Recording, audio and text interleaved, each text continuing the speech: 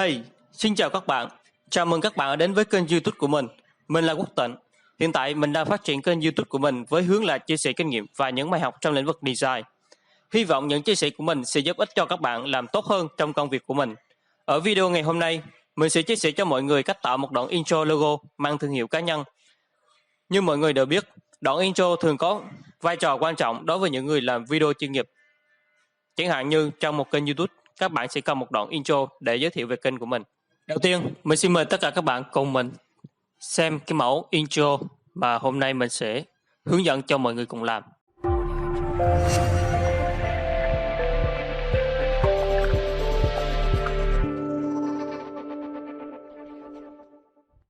Vâng, đó là mẫu intro mà chúng ta sẽ bắt đầu làm video ngày hôm nay. Để làm được như vậy, các bạn cần có những điều kiện sau. Thứ nhất, về phần mềm, các bạn cần phải cài phần mềm Adobe Premiere. Có thể là cài phiên bản 2018 trở lên sẽ dùng ổn định hơn. Nếu máy của các bạn chưa có phần mềm Adobe Premiere, các bạn có thể liên hệ với mình qua Facebook để mình hỗ trợ và cài đặt nhanh chóng. Thứ hai là mẫu Project Logo, mình đã để dưới phần mô tả của video trên YouTube, các bạn hãy tải về và sử dụng. Ok, bây giờ chúng ta sẽ đi vào phần thực hành. Sau khi các bạn đã tải cái file project mình đã để dưới phần mô tả của video YouTube, thì các bạn tiến hành giải nén cái file đó ra sẽ được một cái thư mục chứa những cái thư mục con như sau. Như ở phần mình mô tả đây, gồm những cái thư mục như sau. Các bạn không cần quan tâm quá nhiều các thư mục mà hãy chỉ để ý cho mình một thư mục có tên là project file. Các bạn vào thư mục đó. Và đến đây các bạn lưu ý cho mình một cái file có tên là logo 01. Đó, các bạn để ý cho mình một file đó. Sau khi các bạn đã tiến hành giải nén thành công, chúng ta sẽ bắt đầu mở phần mềm Adobe Premiere để tiến hành thao tác. Và nếu máy của các bạn nào mà chưa có phần mềm Adobe Premiere thì các bạn hãy liên hệ với Facebook của mình để được hỗ trợ TeamViewer và cài cho nhanh. Hoặc là các bạn có thể lên YouTube xem các hướng dẫn, cũng có nhiều video hướng dẫn về cách cài Premiere. Bây giờ mình sẽ tiến hành mở Premiere lên.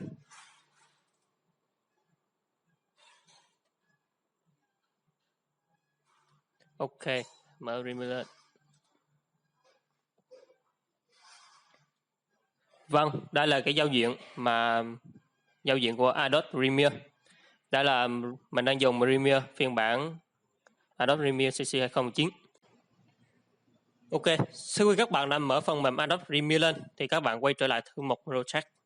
Các bạn kích đúp vào file logo 01. Khi đó file được mở trên Adobe Premiere. Đến đây, chúng ta hãy để ý phía trên. Các bạn để ý cho mình có một phần editing, các bạn kích đúp vào.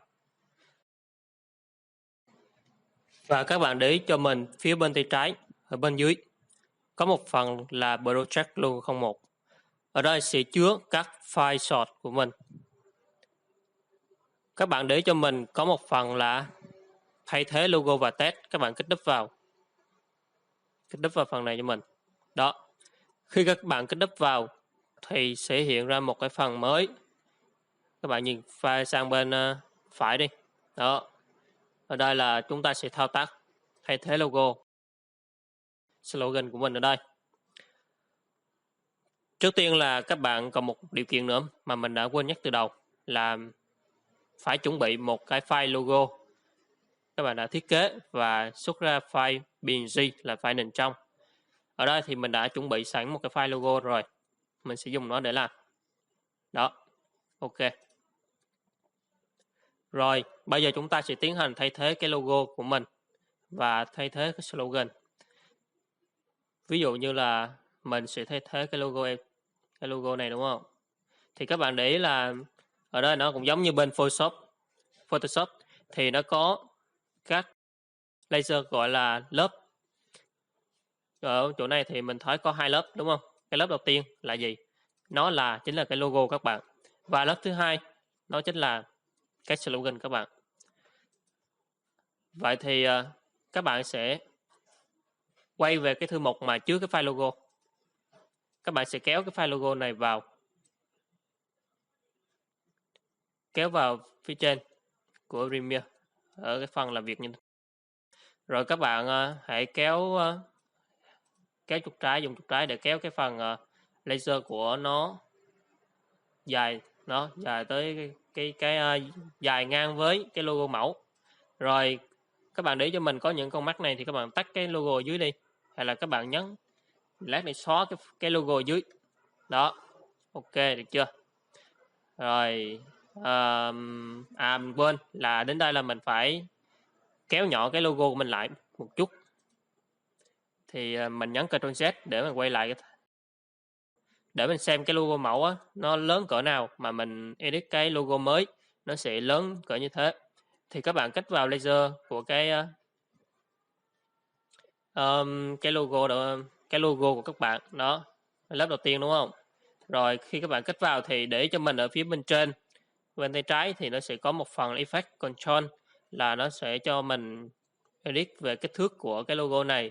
Thì các bạn để cho mình một phần là scale, các bạn hãy giảm scale này xuống đó. Mình đang giảm cái logo mới xuống. Sau khi các bạn đã thấy nó vừa lòng rồi á, thì các bạn hãy xóa cái file logo cũ đi, nhấn delete hoặc là các bạn tắt cái con mắt này nè. Đó, mình xóa luôn nha. Rồi, đến đây thì các bạn đã được cái logo xong. Giờ các bạn chỉ cần thay đổi về cái slogan của các bạn nữa là được. Thì các bạn kích vào cái laser dưới hoặc là cái lớp ở dưới, đúng chưa? Các bạn kích đúp vào luôn là nó sẽ hiện ra cho các bạn một phần là edit test đó. Thì các bạn sẽ chọn phông chữ các bạn tùy thích đó. Ví dụ như là mình sẽ đặt cho một cái kênh gì đó,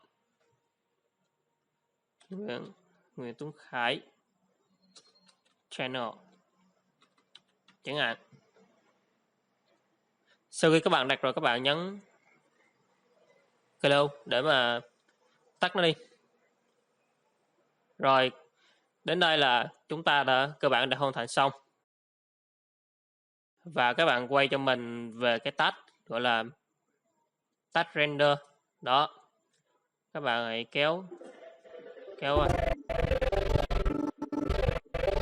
rồi các bạn nhấn play để cho nó chạy xem thử.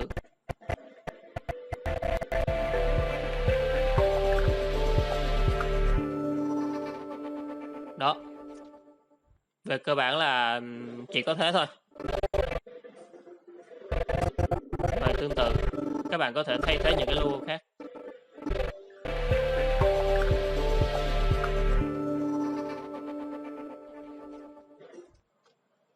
Rồi mình sẽ chạy lại một lần từ đầu tới cuối cho các bạn xem.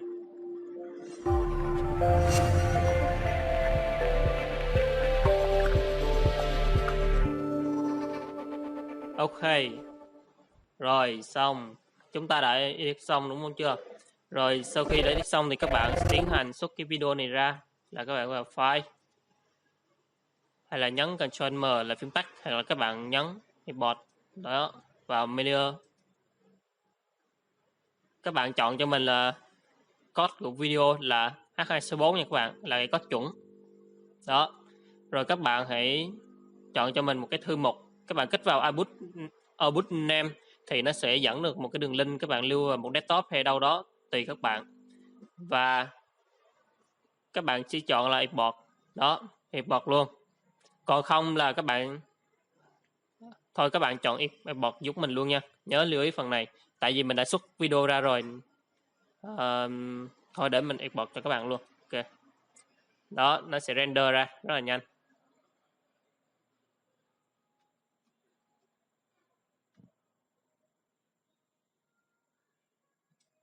Ở đây mình đã render rồi nên là mình sẽ không render nữa để đỡ tốn mất thời gian của mọi người. Đến đây là video của mình đã kết thúc. Hy vọng rằng thông qua cái video này các bạn sẽ tự tạo cho mình được một cái intro về logo để các bạn có thể dùng trên các cái channel của mình hay là trong các cái video chuyên nghiệp của các bạn.